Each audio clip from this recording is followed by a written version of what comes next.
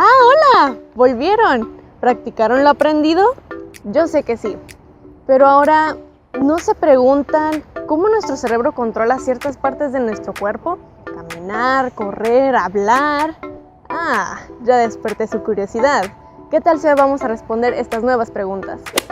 El cerebro se divide en dos hemisferios, el hemisferio izquierdo y el hemisferio derecho. Ambos están conectados entre sí por una estructura denominada cuerpo calloso, formado por millones de fibras nerviosas que recorren todo el cerebro. El hemisferio derecho se encarga principalmente de las habilidades espaciales, como el reconocimiento facial y el procesamiento de la música. En cuanto al izquierdo, es dominante en el lenguaje, procesando lo que escuchas y encargándose de la mayor parte de las tareas del habla.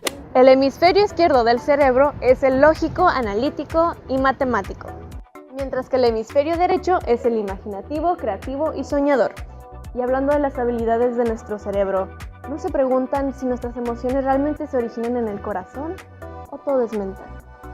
Las emociones se generan en una zona específica del cerebro, la cual se llama amígdala. Esta se encuentra dentro del hipotálamo.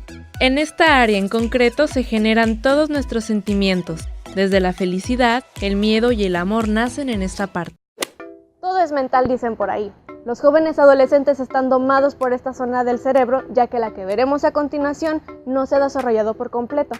Esta zona se tiene que estimular lo suficiente para que al crecer no sean simples adolescentes impulsivos o rebeldes sin causa.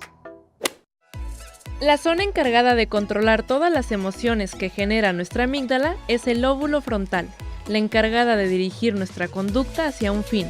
Comprenden la atención, planificación, secuenciación y reorientación sobre nuestros actos.